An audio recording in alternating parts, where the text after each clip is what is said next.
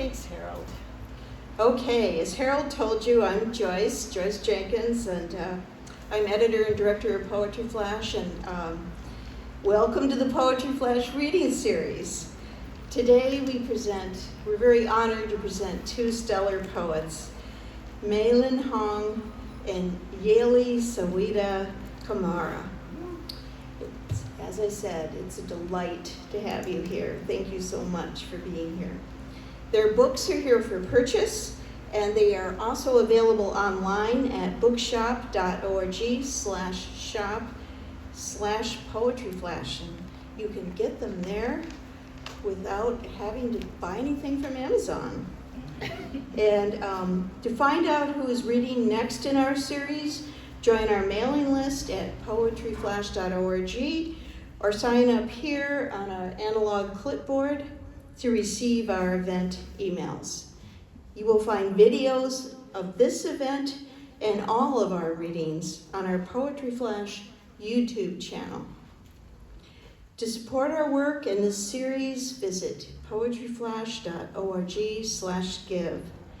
Thanks to Art House, the Art House Gallery Impresario, Harold Adler, and thanks to Stephen Bunza, Rosalinda Monroy, and Carrie Coley for their help today.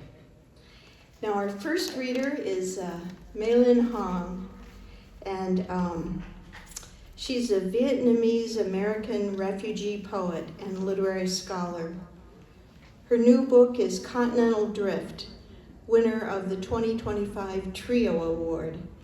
Lee Herrick, the wonderful Lee Herrick, if you know him, our California Poet Laureate, says, "How, where, and why we drift after displacement is a central concern in Continental Drift, a marvel of a book that gives dignity to the refugee, the mother laughing in Vietnam with her whole body and a forest of aunties.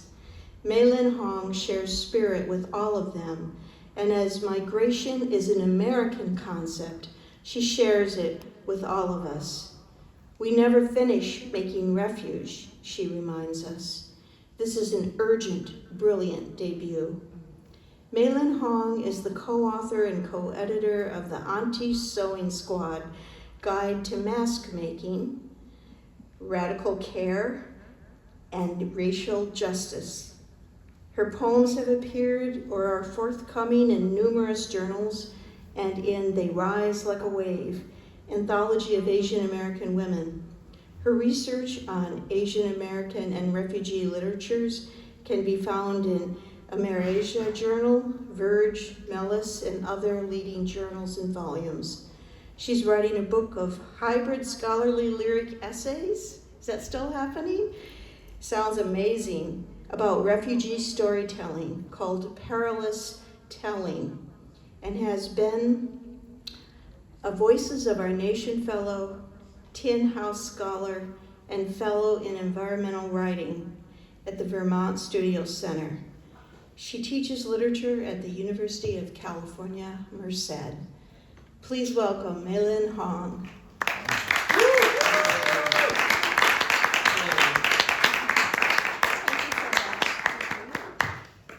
Good afternoon. Good afternoon. How are you all? Good. Good. So thank you so much for having me, and Joyce and Carl for facilitating, inviting me to come here. It's an honor. I love this building. I love the color and the imagery. I love the legacies that are in here. So it's a real honor, and an honor to read with Yalie as well. So Continental Drift comes out of a moment of reflection, kind of a long moment of reflection about my family's migration and my own migration, because I'm still relatively new to California. I moved to the Central Valley about 5 years ago, and I think almost all of this book was written within about a 6 or 8 month period within the last few years, so post-COVID. I think as I was coming out of a period of grappling with this new landscape that I was in, both geologically and geographically, but also politically, and sociologically just being in a very new place and away from my family in Virginia. So I'll share some of the poems with you. There are 2 titled poems in the collection, and they're very different from each other. But I'll read the first one, which is set in the Chesapeake Bay of Virginia. So this is Continental Drift, Chesapeake Bay. Australia is in the process of colliding with Southeast Asia. I learned from a podcast about marine botany on a new moon eve. At water's edge, slight chaoses flicker up from eelgrass. Lease turns, silver flashing in deep violet, wings alight. Something rends the almost night, something heals it dark again. Something like flotsam, unwieldy, almost alive. So what is a continent? For geologists, continents are not that useful a concept. We talk more of tectonic plates or cratons. To learn plants of the Eocene, study rock. Trace water's migration by reading its remains. Read in fragile concave, afterlife of leaves. Read in turn's unruliness, quiver of past strife. We disperse like flotsam and pray to arrive. What puzzle piece of earth could lock into our bay? What sister shore? After war, my mother resettles in America, her brother in Australia. In Vietnam, their sister waits. Decades pass. When I meet my Aussie cousins, their accent delights me, their petal cheeks. Your seasons are backwards, we tease. Triangulation of the womb, kinship a veil, drawn thin, pearlescent, across 3 continents. We swim with flotsam and at least survive. One day, not soon, this fractured landmass will remake itself. Tonight, I gather deadwood, driftwood from other shores and detritus from ours. I ask glow and warmth of all that washes up. I will it to ignite. Thank you. One of the first poems in the book is called What We Lost May Come Ashore.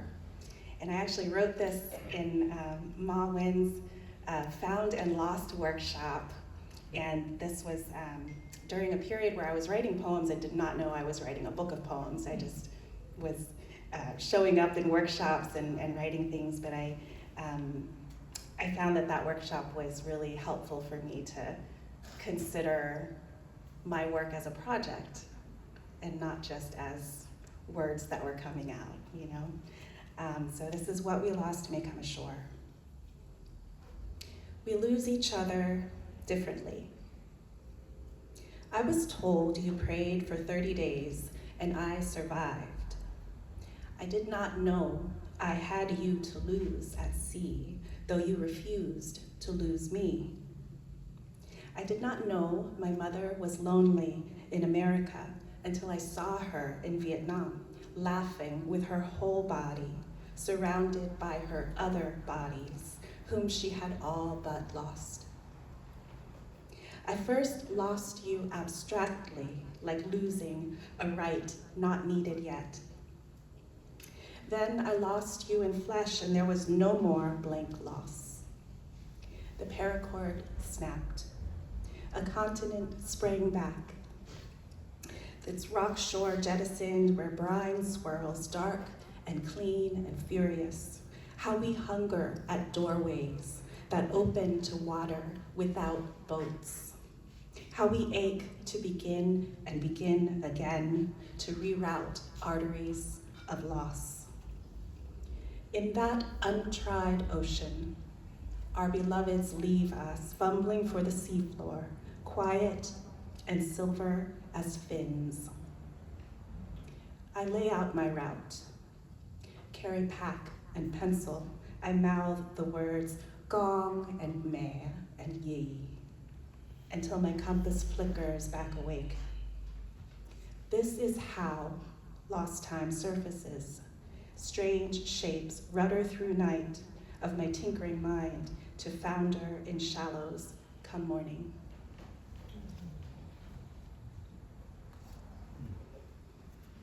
The strange shapes ruddering through night is a little bit how I think of the poems.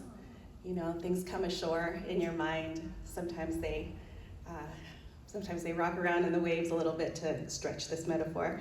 And they come out in shapes that, people visit you, places show up in your memory that you hadn't thought about in ages. Poems are just a sort of portal. Casey Kasem and the Cannibals. Some of you know who Casey Kasem is. Yeah. Okay. A few of you are about to find out. Around the time I became aware of Casey Kasem's weekly Billboard Top 40 radio countdown, I stopped sleeping. I had heard the boat people were eating each other. Note, this has never been proven, but it seemed possible, didn't it then? So late one night, I crept into a dining room awash in ochre light, into my parents' coveted quiet. Today we call this revenge bedtime procrastination. Alarmed them with a wail and gasped out what I'd overheard. No, they said, it's a ghost story. The refugees packed food and sodas and were never hungry. I did not believe it, because ghosts are real, war and pirates are real, camps are real, and cannibalism is probably real too. We did not joke about the dead in our house, on our altars. We fed ghosts out of love and worry, not for fun, nor would we make believe scare each other because life is terror enough. Some days, though, were okay. Like when one uncle visited Sundays, bringing cuttlefish or plums, once a doll, its left blue eye only partly effaced. And there was the time Casey Kasem counted down hits, and this uncle listened politely the first 10 or so songs I re-announced, though eventually even he could no longer feign delight at my talent for counting backwards, though to be fair, I skipped number 3. Heart. All I want to do is make love to you. I would rather have died than say make love in front of an adult. Decades later, unable to have a second child, I realized the song is about infertility, or the insatiable, irrational desire to love not a man, but a child. My son was 4 then, kicking me, shrieking for his iPad. We were in a global lockdown, and I might have paid a lot for someone else to love my child a while, except I loved him too much to allow anyone near us pre-vaccine. Chaos reigned on CNN, the end felt near, and in our oceans of isolation, old fears resurfaced like a refugee's half-eaten carcass, thrown overboard by compatriots who were adrift, ashamed, but alive. Parenting, it turns out, is fucking terrifying and will unanchor every single ghost you thought you had thrown to the seafloor. In the end, what wouldn't I do to ensure my son will still have a mother? What wouldn't I eat to survive for my small other?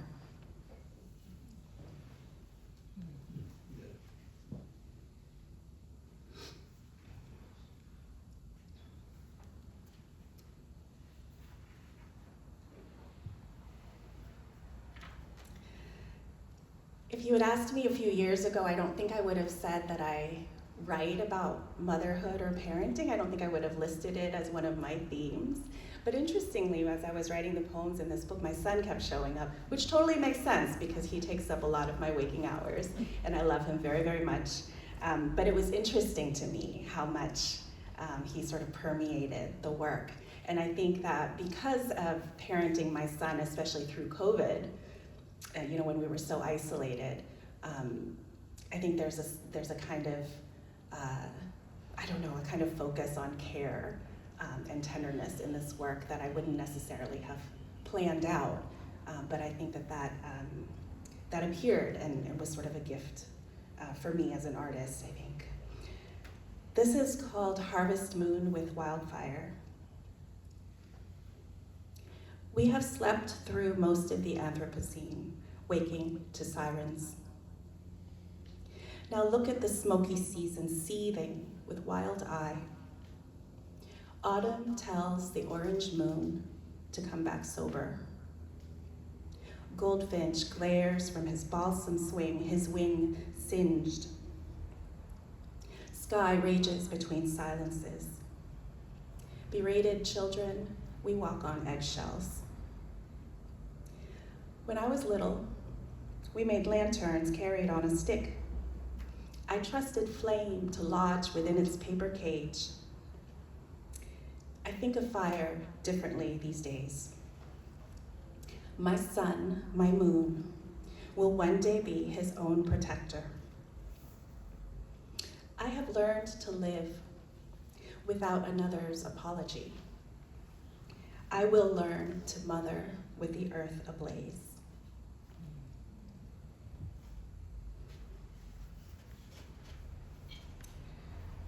Did you know that New Mexico has a monsoon season? I just learned this in the last year and a half and then wrote a poem about it. I have a friend who moved to New Mexico and told me about this. And I told my son because it's terrific and he loved the idea. But this poem is for my son. It's for Milo. And it's called Milo, yeah. Don't tell me you have a dog named Milo. I hear that a lot. I'm not gonna say anything. Okay, all right. So this is New Mexico has a monsoon season for Milo. Butterflies follow me everywhere these days, and my son wants another story that ends in gentle sleep. He wants fox and zebra, all the stuffies to meet at the cactus farm, where rainbow grapefruits grow abundantly in the desert, not needing water or money or papers, and we give away all the food the cracked earth can muster, which is a lot of food for a desert. We give lemonade and shade, even umbrellas for monsoons, if monsoons really come to the desert. The main thing is, no one goes hungry at the cactus farm. No one dies of sun, even in the apocalypse of summer. No one is hurting or lost or lonely. We eat grapefruits with salt after the rains and watch monarchs migrate down to Mexico, a quivering blanket of wings and wind. We dream of forests filled with butterflies where no one dies. And we will never again be hungry and afraid, or worse, hungry and no longer afraid.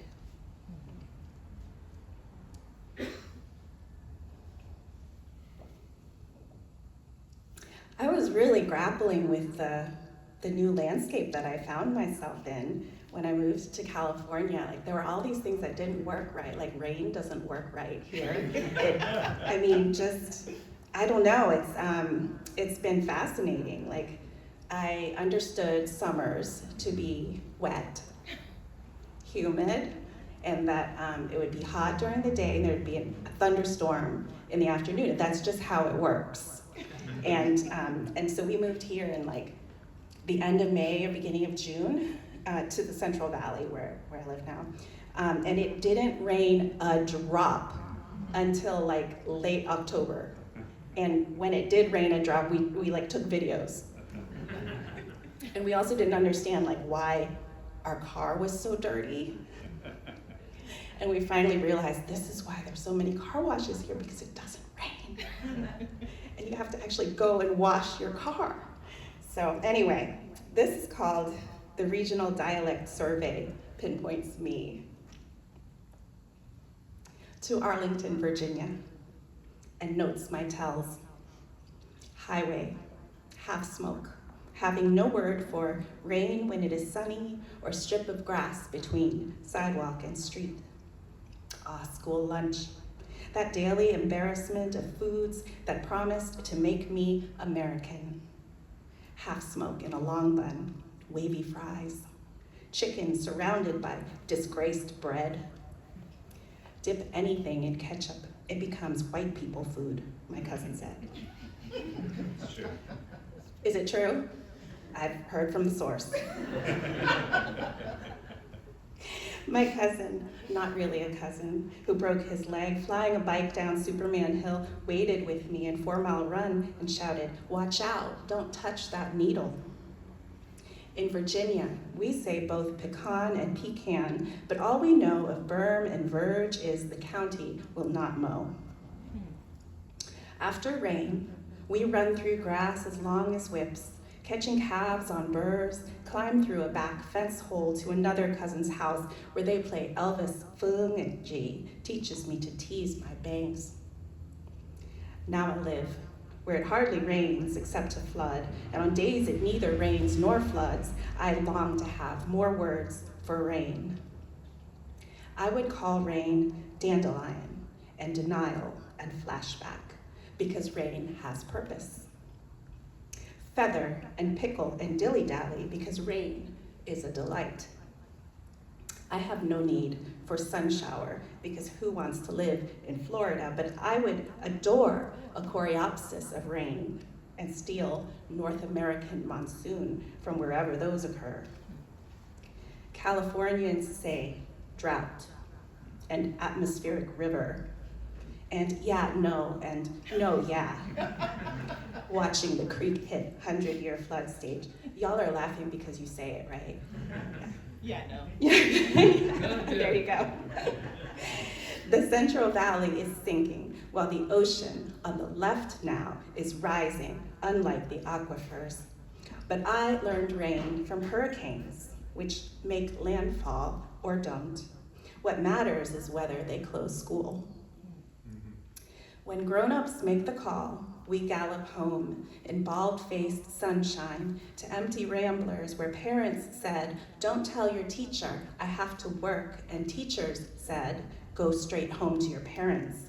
And we realize rain can set you free when you are small, can magnify that clear blue lee before a storm's first gust, before the slate gray royal sends us wishing for the eye. So we sing as we leap steps, search the still bright stoop for a hidden key.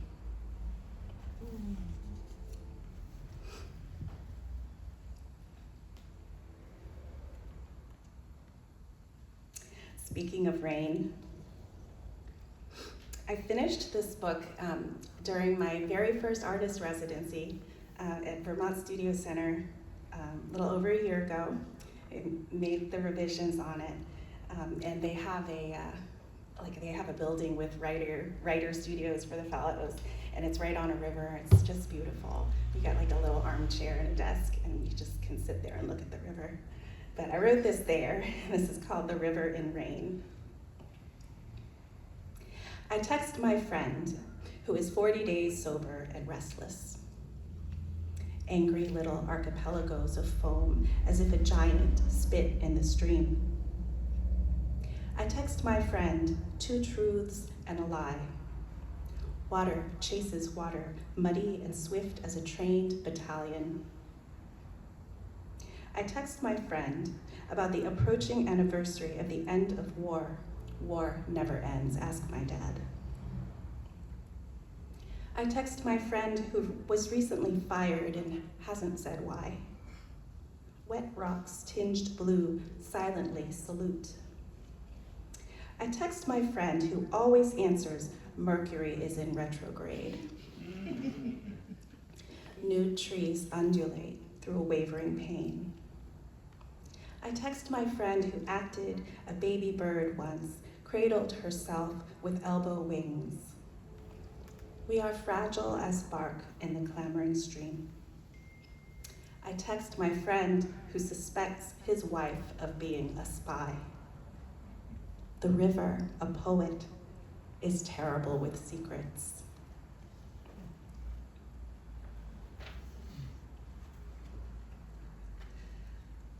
So along with poetry, the craft that I always return to is sewing. My mother taught me to sew and crochet and knit when I was little. I actually don't remember learning because she taught me when I was so young. So it's always just kind of been a part of my muscle memory. And during COVID, I joined a group called the Auntie Sewing Squad, and I sewed 4,000 face masks for donation. And I believe Valerie So just entered the room back there. She is a filmmaker and just made a full-length documentary about the Auntie Sewing Squad, which is fantastic. Hi, Valerie. But this is about, it's about sewing and other things. It's called I Enter the Room Where the Dead Still Sew. There's an epigraph. After absence, the body remembers, by Jenny Liu. I sit and let my bones fall into the shape of my grandmother's body. My mother taught me the way. My fingers find the spool, the machine's bed and throat, my feet, the floor, the pedal. In their solidity, these objects astonish amid a room full of ghosts. Even thread, so light it is almost not there, will hurt if you pull hard. Set the spool onto its pin so it rests down. Draw thread across the machine's top, right to left.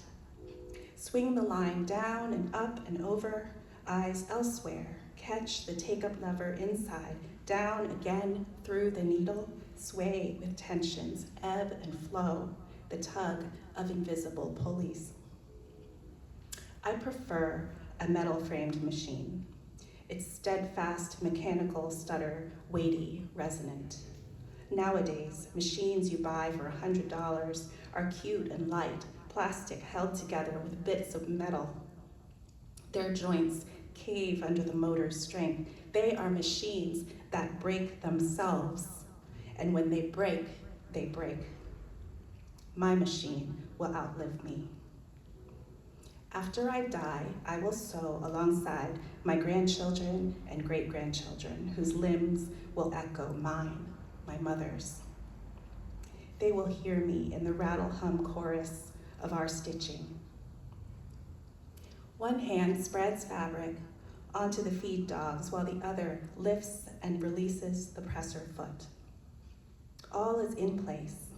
Ruler markings reassure me my stitches will unfold along the path I choose. My son sews buttons. He does not worry about whether there is a hole for the button or an opening that needs to close. He just loves buttons. I point him to the corner by the ironing board. He sits on a cushion and sews by hand while I sew on the machine. The dead gather lovingly around us.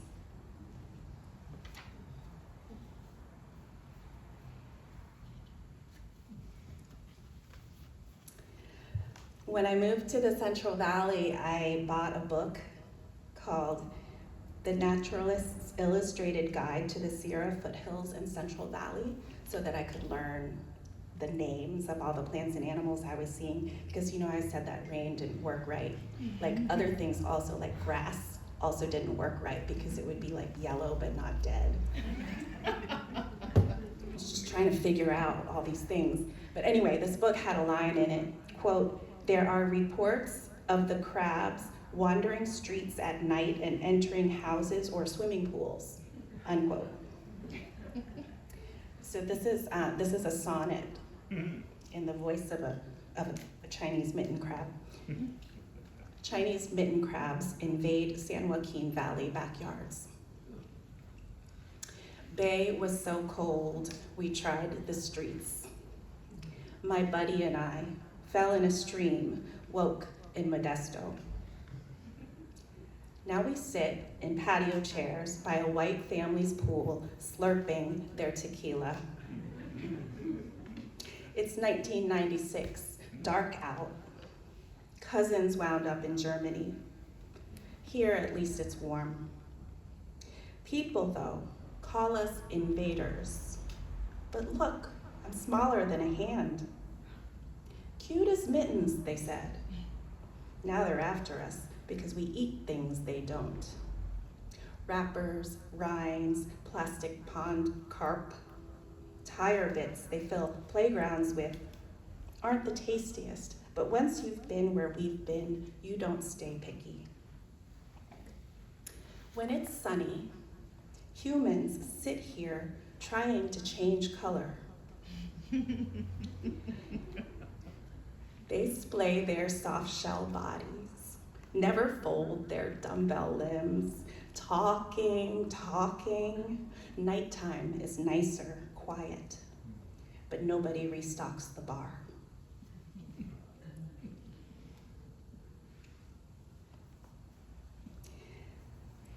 The one thing that delighted me the absolute most about my new landscape was that the house we had bought online during COVID turned out to have a little side yard, which is also a thing they don't have on the East Coast, so we learned what a side yard was. Had a side yard. There weren't pictures of this on Zillow, so it was just like a surprise when we arrived. And we had fruit trees. And I had never lived somewhere where you could keep fruit trees alive without like extraordinary measures. And I'm pretty famous for not keeping plants alive in general. But these fruit trees have little automatic sprinklers that somebody else had installed, so they stay alive in spite of me. But we have 3 plum trees, and I'm obsessed with these plum trees. I've always loved plums, and there are so many plums. There's so many plums. And I have this I think it's like a refugee thing where I can't waste food. So I learned how to make jam. So this is called plum jam. Who knows what the tree will do next year? 3 summers it stood, didn't say a word, then suddenly, jam. I pick, wash, chop, stir, boil plums, kill botulinum dead, process jars like YouTube taught me. Each jar disbelieves, eyeing each new jar. Who will eat all this jam?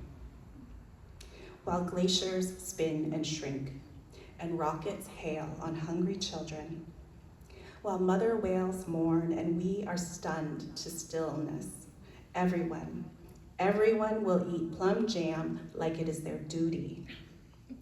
Clear books, rooms, Zooms, stop news cycles, quarters, fiscal years, all mute ways we count our days when we live wretched without plums.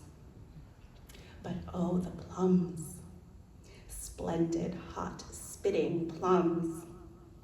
The pot rains magenta across the range. Droplets wake my arm to that electric acid sugar alchemy called jam. How brilliant that bees and birds volunteer wings, making flower, fruit, wither, fall, then slip unseen, and tree roots swirl rain in tart purple skin. But how unnerving that summer teeters like a body's terror at cliff's edge, like rocky ceasefire in which we hum and dread simmering plums. August is the year's loose brick, but today could be tomorrow's talisman, what we conjure in the cellar, eyes tight shut, circled by hopeful jars, next time war comes. Listen, someone needs your abundance. Listen, someone has not tasted sweetness in a while.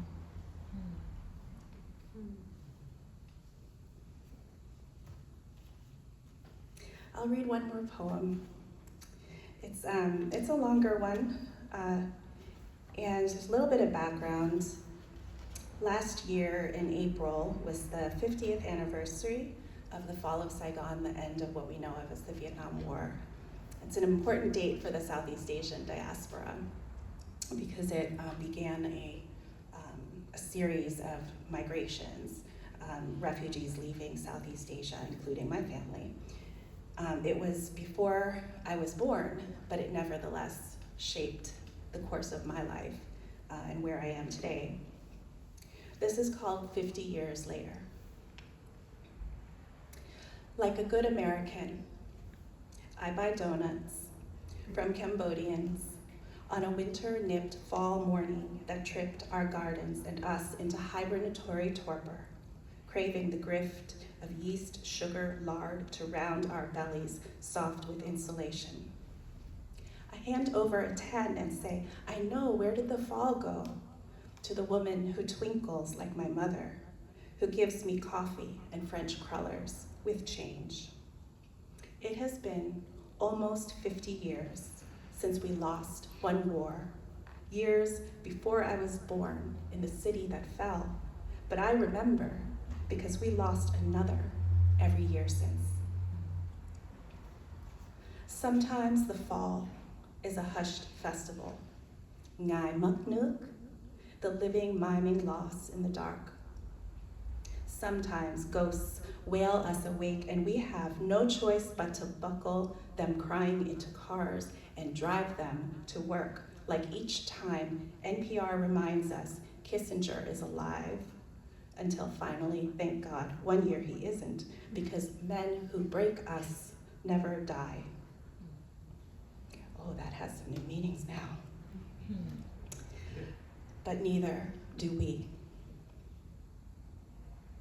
Each time a nook shatters, its shards come to life as refugees who look like us, but not, hoping in boats like ours, but not, until our remaining islands, where our remaining people live, those we lose when we leave, shrank so small and distant we could no longer call ourselves archipelago, and oceans rising make of us whirlpools instead, each braving her own centripetal memory.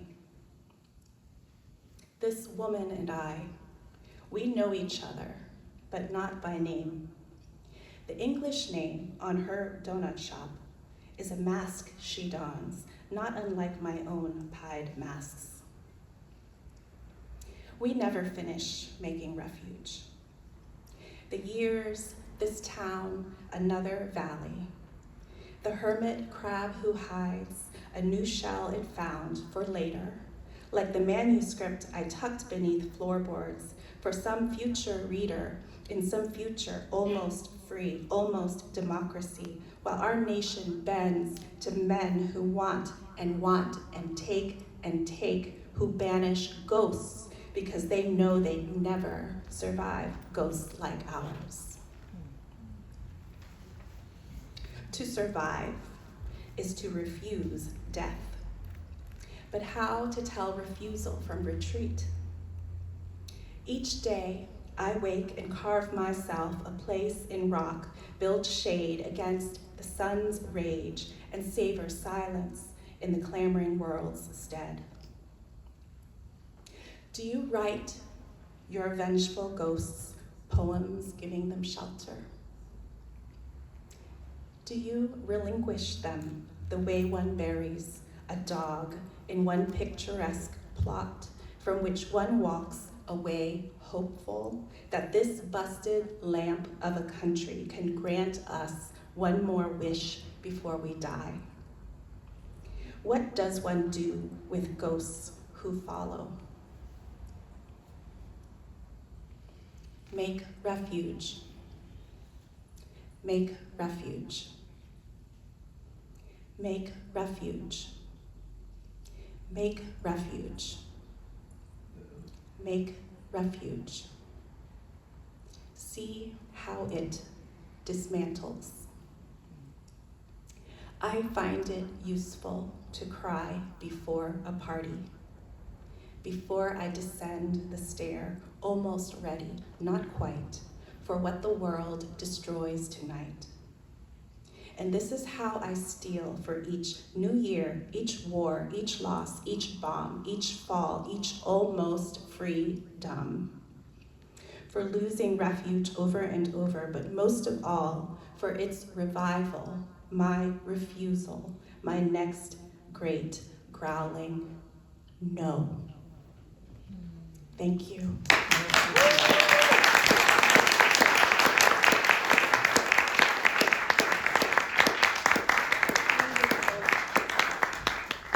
Really wonderful. Thank you so much, Mai-Linh Hong. Okay, is the sound all right with everybody? Great. Our next reader is Yalie Saweda Kamara. She's a Sierra Leonean American writer, researcher, and educator from Oakland, Yeah. Oaktown. She is the Cincinnati and Mercantile Library Poet Laureate Emerita and the 2025 Ohio Poet of the Year. Her debut poetry collection, Besaydoo, Milkweed Editions 2024, was the winner of the 2022-2023 Jake Adam York Prize and is the winner of the 2025 Ohio Book Award in Poetry and was a finalist for both the 2025 Maya Angelou Literary Award and the 2025 CLMP Firecracker Awards, and was featured in the New York Times Book Review. Kamara is also the editor of the Anthology, What You Need to Know About Me, Young Writers on Their Experience of Immigration, the Hawkins Project 2022, and the author of 2 chapbooks, A Brief Biography of My Name, Akashic Books African Poetry Book Fund 2018, which is a part of the New Generation African Poets, a chapbook box set series, and When the Living Sing, Ledge Mule Press 2017. Among her honors, Kamara has received fellowships from Academy of American Poets and the National Book Critics Circle, and received residencies from the Swanee Writers Conference, the Vermont Studio Center, Jurassic, and Smith College.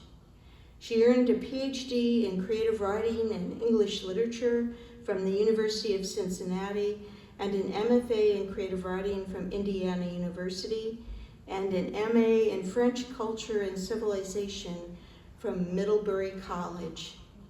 An assistant professor of English at Xavier University, she teaches courses in global and diasporic literature, creative writing, and hip-hop studies.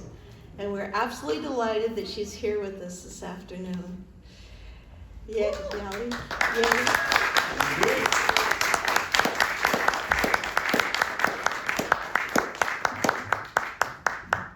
Good afternoon.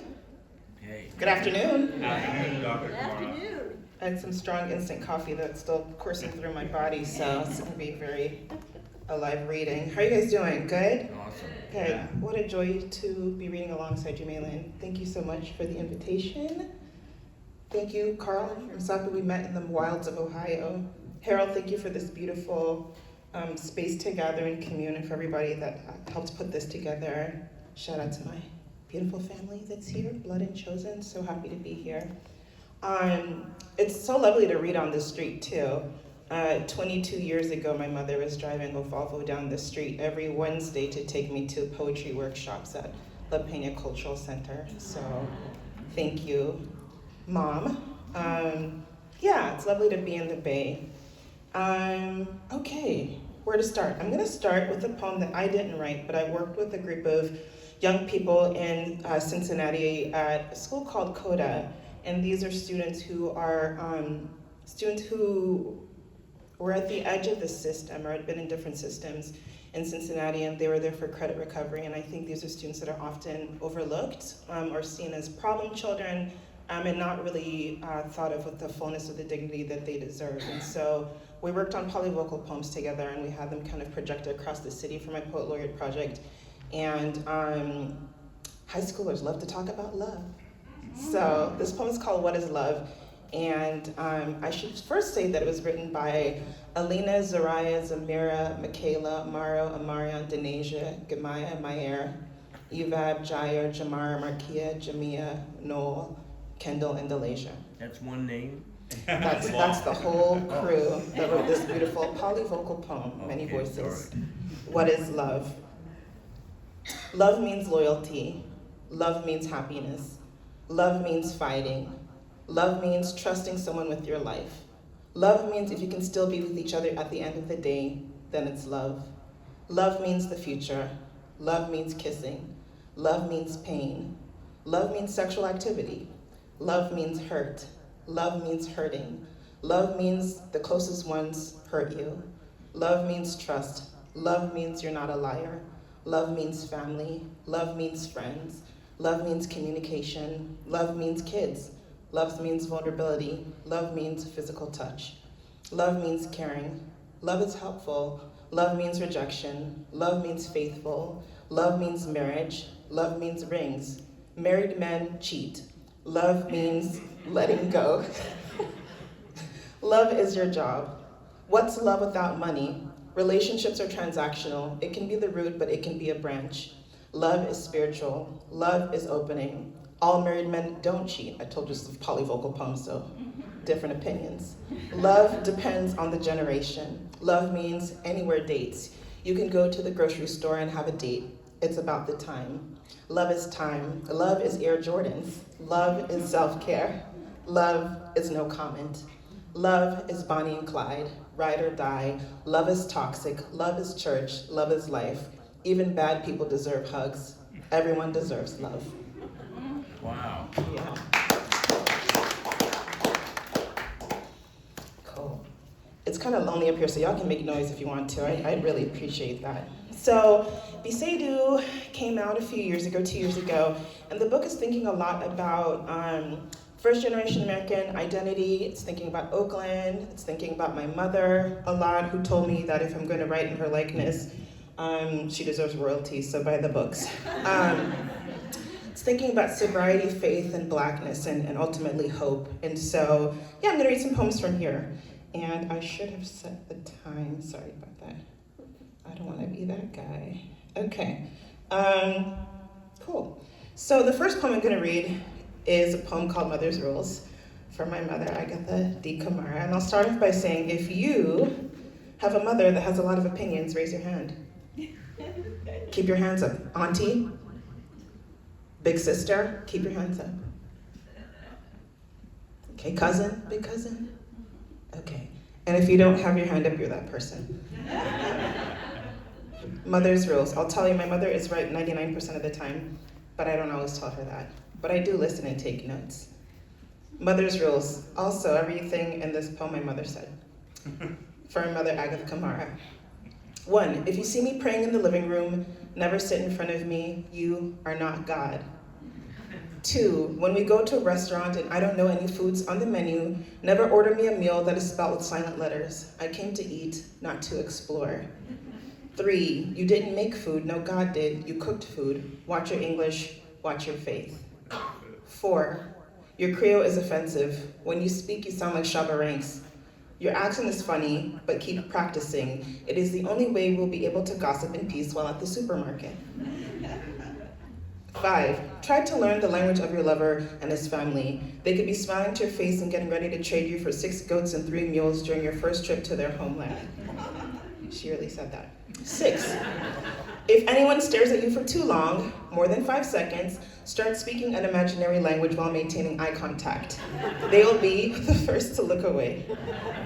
I should say that's very effective on public transportation. 7, consider the consequence of purchasing human hair wigs, secondhand clothing, and used furniture. Maybe you will feel beautiful and also save money, but you never know whose bad luck or misfortune will be sitting on your head, body, or in the home in which you sleep. Buy what you can truly afford. 8, your father's Muslim, so you are too. 1989 to 1993. I am Christian, so you are too. 1993 to 2012. I'm Catholic now, but you keep praying. 2012 to present. 9, you laugh at me now, like I laughed at my mother, like she laughed at hers, like your daughters will laugh at you, and I will live long enough to forgive your folly. 10, just make sure to pray. Amen. Very nice. Shout out to my mother. That's really good. So I'm going to read a poem about Oakland and what it means to grow up in an incredible city that is often misunderstood because it's complex. Maybe a city from the future, I think. So this is a poem about Oakland, or if you're in a city that people tell you there's nothing there, that's where all the stories are, so it's for your city also. Oakland is home, home is myth, for my sister Chanel Celistock. Oakland is a killing field, they say, but what about the fragrance of candy in public places and how autumn waits tight-lipped while summer slowly stretches its limbs like a tired infant? The upper level of the MacArthur BART station smells like Palmer's cocoa butter because being ashy in the town is worse than jaywalking. The aroma of chocolate blankets the opposing platforms while warm air kisses bare ankles and calves. Folks are ready to flex for this last bit of summer. October here is like July almost anywhere else. Oakland is a killing field, they say. But what if in this story of trickling blood there is no gun, but instead a finger pricked by a blackberry bush on Thornhill Drive? And what if the sting is forgiven when the fruit's tangy juice launches itself across the endpoints of our mouths like a shooting star at the horizon of Skyline Boulevard? Sometimes pain in Oakland comes from forging through a thicket of joy. Oakland is a killing field, they say. But what about ritual rising from downtown's liquid belly? Amoeba-shaped Lake Merritt is the largest man-made body of water in America.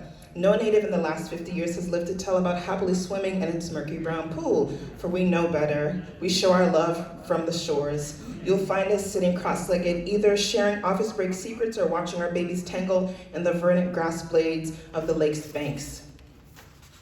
Lake Merritt is a confessional booth. We release our fears and secrets into the mouths of algae, hungering to filter any wisdom from our chaos. We show gratitude in return, crafting an air-shaped haiku at the water's edge. The town pilgrimage, exchange worry for hope, and wash away madness. That was a haiku. Oakland is a killing field, they say. But what about Raphael Sadiq's voice and how it coaxes the hog to burn invisibly? Or the silver-haired stranger who makes a paper plane with the little boy he just met at the Fruitvale BART station and then teaches him how to mischievously fly down the 54 bus's narrow aisle? What about our Michelin food rating surveys? The way we walk slowly past Mexican, Ethiopian, and Korean eateries just to make sure that the food is good enough for Mexican, Ethiopian, and Korean folks to eat there too. Oakland is a killing field, they say. Oakland is a killing field, maybe, they say. Most outsiders quietly confess to not knowing which is better, to approach the town with a fistful of flowers or a frame covered by a bulletproof vest. They fidget while we walk past, the keys to the town's front door jingling in our pocket. Wise, sassy, fickle, and human, we are the buck-toothed city that made you wish you never wore braces.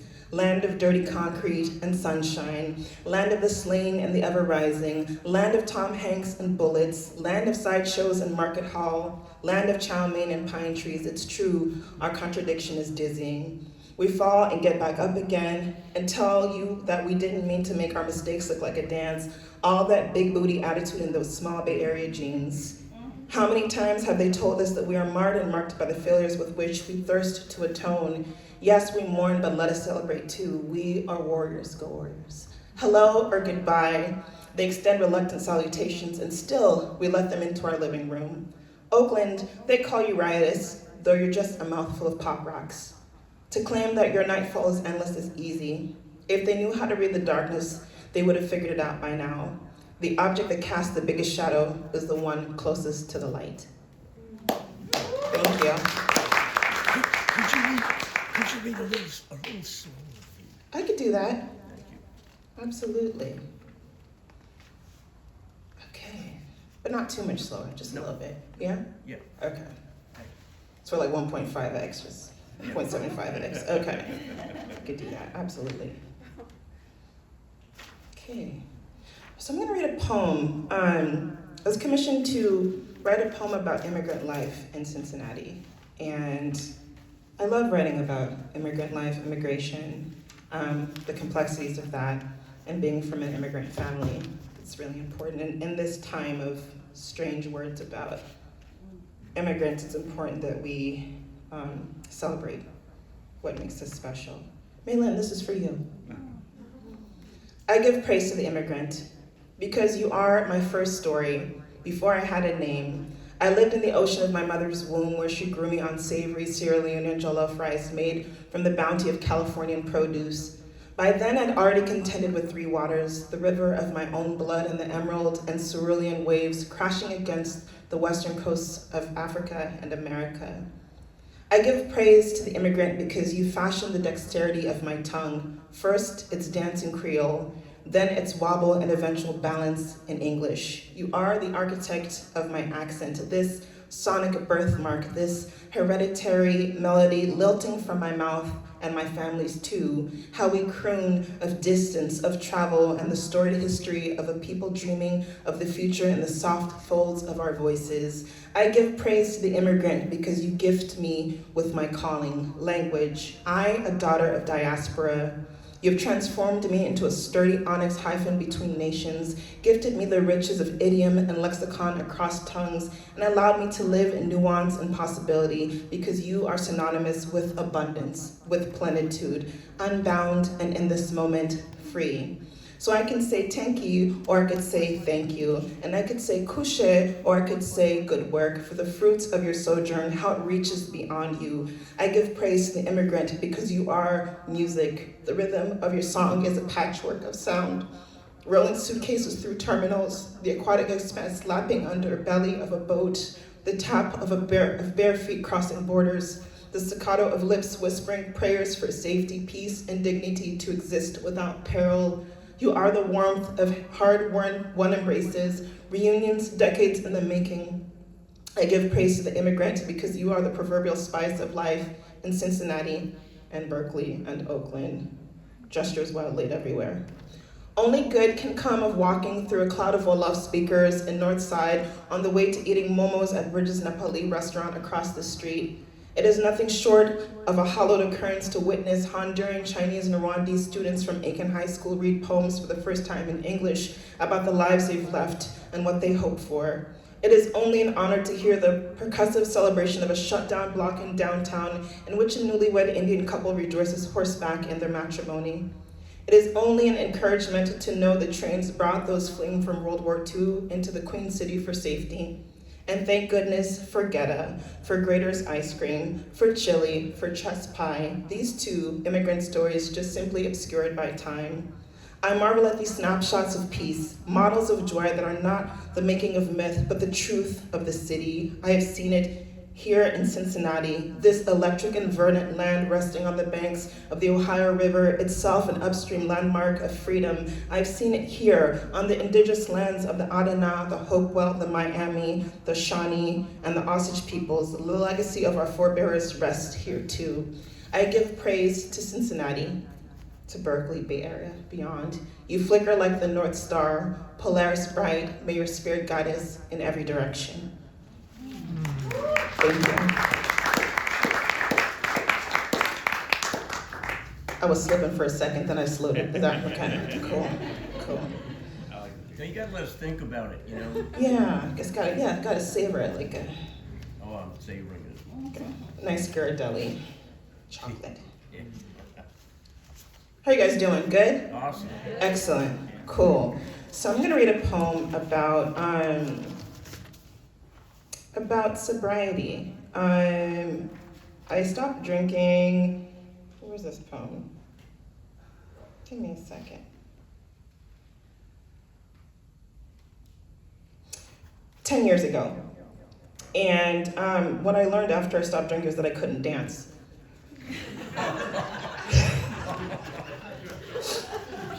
So I had a delusion for many years, but I couldn't. And this, I was also teaching like metaphors, like unit on metaphors at UC. It's also cool to see a University of Cincinnati professor in the crowd. Hello, Don. It's a lesson on metaphors, figuring out how to dance again. Does anybody know what a two-step is, everybody? It's just kind of like your, you know. So I did metaphors for my two-step. I read this poem before and everybody was very quiet. It's not that type of poem. It's actually funny. So like, there's nothing to mourn here, okay? But don't feel forced to laugh. Only if you're compelled. Metaphors for my two steps. So all the ways of just reimagining the thing I learned how to do after I stopped drinking.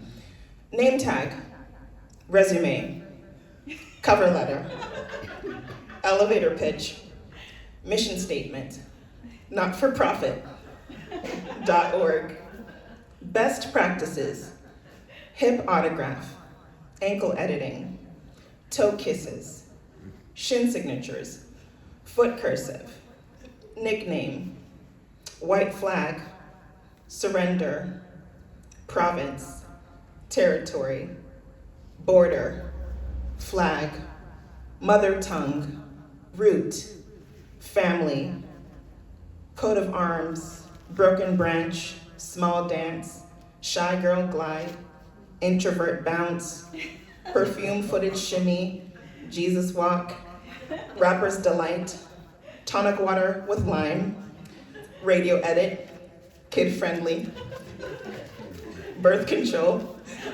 curfew, closed eyes, heaven somewhere, becoming Dorothy, ruby shoes, heel click, I wish I were home, I wish I were home, I wish, good night. Yeah. Thank you.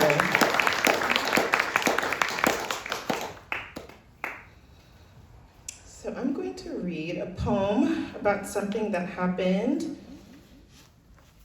in middle school that I figured out what it was like many, many years later. Did anybody go to Montera in here? Oh yeah, my sister. Yeah, cool. Go Toros. There's some swear words in here, and I don't feel comfortable swearing in front of my nephew. Did you say it was okay?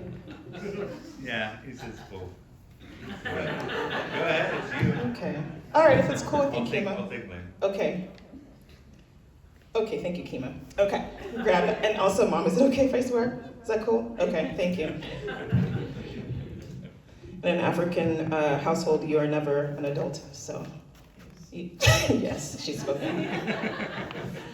Grab Bag May, 1998. And I think I should also say about this poem, sometimes people are asking for something in ways that we don't necessarily understand, and even if it's outside of the register that we're comfortable with, doesn't mean that it's less urgent.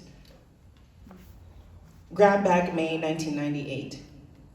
After watching a grainy video of a million sperms swimming upstream in pursuit of a singular egg, followed by a short film imploring boys to wear loose jeans in order to preserve this very count, we arrive at this week's highlight, and most of the reason why I decide this will be the first and only time I forged my mother's signature on a permission slip. I've never read this poem in front of you. Oh my goodness. The magical sex grab bag. Ms. Smith instructs us to neatly write our anonymous questions on small scrolls of paper to be placed inside the plum-crushed velvet pouch.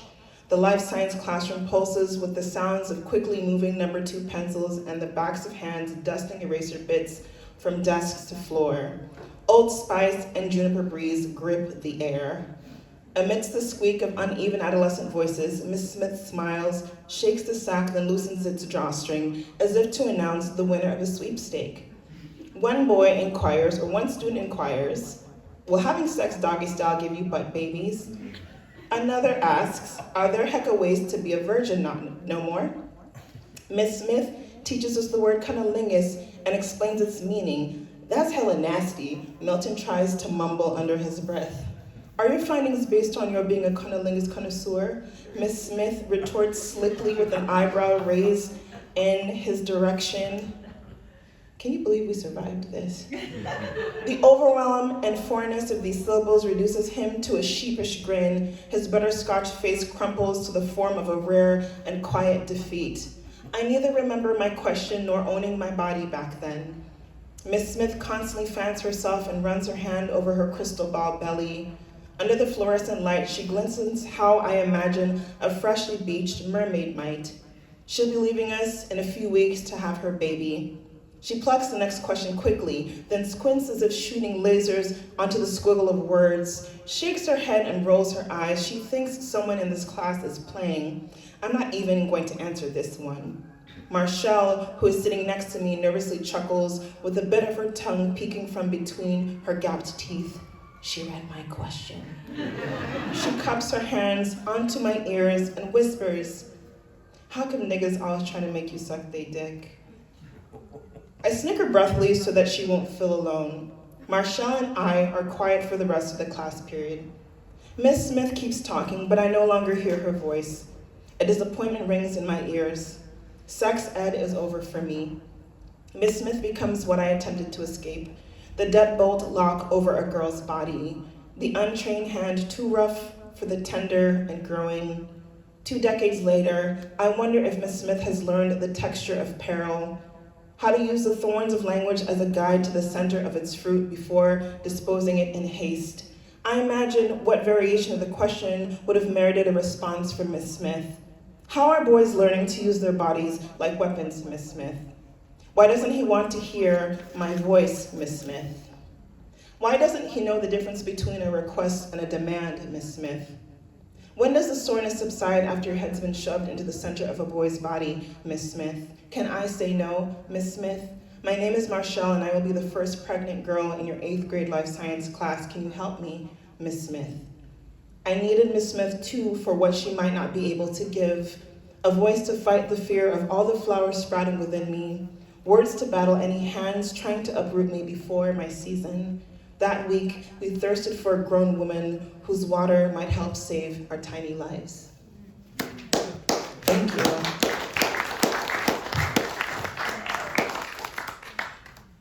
Mom, I never ever forged your signature after that.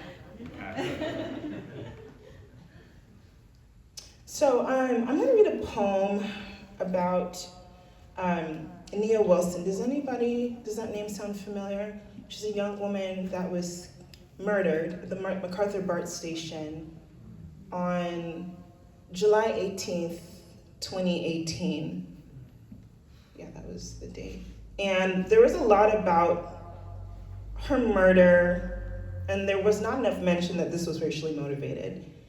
And a lot about her life centered around the details of her death and who she was when she was alive. And I so often find this to be the case with the chronicling of Black lives and Black death. It's about the gory and explicit details and undoing of a life and not the dignity and the fullness of the person that existed before and actually still exists. So I was at Vermont Studio Center also, and this is the only poem I could write while I was there. And so this is a poem called Memorializing Nia Wilson, 100 Blessings, and I created a poetry form, which is 100 blessings for Black people who've experienced a particular undoing, and this is a way of blessing and restoring what's lost in the process and what the media has to do with that. And this BART station is also where I grew up, and so I took that BART twice a day to get to and from my horrible job in San Francisco. But it means a lot to me, and so I love Oakland, but it's also a place that can disappoint me. So this is the poem. Bless your 18 years.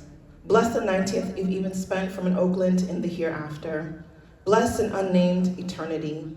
Bless the stibnite hue of flight. My good God, bless the anima and everything in and around the body. Bless the mandible, the deep ecru of bone, the 32 teeth. Bless the sepia organ, the skin. Bless the soft parts, the cheek, the neck, the mouth, the tongue, the voice. Bless the vessel. Bless your origin story, the magenta hollow of your mother's womb and the chestnut tint of your father's hand. Bless the site of desecration, 37.8291 north, 122.2670 west. Bless you whole again. Bless Oakland great again. Bless Blackness magnificent again. Bless the overlooked, the phenotype undamned. Bless technology and its digital griots. Bless collective memory, the hashtag, the electronic archive, the way it chronicles some sort of you. Bless your unfinished business, your dream of being an ENT. How the vocation's irony pushes against your death. Bless to the joy, your town business style. Bless all the time it took you to get dressed for even a trip to the corner store. Bless the annoying things we do that create the fullness of our legacy. Bless the crown that holds the baby hairs. Bless the nimble toothbrush and the firm grip. Bless the cloud-thick jaw. Bless the faithful bangled wrist. Bless the cinematic motion of swirls on your edges. Bless the waves cascading off the cliffs of your temples. Bless your art everlasting. Bless you unshook as obsidian. Bless you unshook as onyx. Bless the scripture of your name. Bless the regal thread stitched into each letter of you, of who you are and what you've been called into. Bless Nia, meaning purpose or intention. Bless Wilson, meaning son of will, fate, or destiny. Bless you whole again, Nia Dene Wilson. Bless the circuitous path of hemoglobin. Bless the blood in its peripatetic flow. Bless your 5 brothers and 2 sisters. Bless Tifa, who struck by blade 2 held you in her arms. Bless her words, I got you, baby, I got you. Bless the tears, the wet gospel of one sister into another. Bless the unknown. Bless its swarthy light crunch underfoot. Bless the sudden hour. Bless the quiet minute. Bless the spinning second. Bless minutia. Bless the overlooked. Bless the crescendoed whisper calling you home. Bless your new pulse point and the wonder of its music. Bless its seraphic sound here after like a tambourine slapped under river water. Bless the overlooked. Bless even the shadow under the blessing. Bless the heart, that platinum star. Bless its tumble, bless its spill, bless its slip, bless the ache of ache, bless the coming, bless the homegoing, bless the echo, Nia, Nia, Nia, bless the fleeting, bless the fleet you join, Nia. Bless your barefoot crossing through the firmament, bless the months later, bless the reckoning, bless the courtroom, bless the trial, bless all who suffer the weight of witness, blessed escape, blessed sleep, blessed rest, bless the wound and its tourniquet, bless the vanishing cicatrix, bless it backward from Tifa's neck, bless it backward from your torso. Bless you whole again. Bless the breath, the loss, the breath. Bless the broken time. Bless the MacArthur BART Station vigil, the taped posters, scattered lilies and roses, and emptied Henny bottles. Bless the candles melting pools of incarnadine wax on pavement. Bless their Meyer lemon bright sparks. Bless the steady enough hands that light the candles. Bless the flicker, the flicker, the flicker. Bless the thicker fire. Bless the flame that blazes. Bless all it holds but does not burn. Bless what it does not burn. Bless the heat. Bless its rise. Bless your ascent, my God. Bless the child. Bless all whom we pull from dirt. Bless an unnamed eternity. Bless this new color of the soul, its mighty incandescence. Bless all whom we hoist high enough to reach the sun. Bless all whom we hoist high enough to be delivered, high enough to be received. Bless the sky open. Nia, Nia, Nia.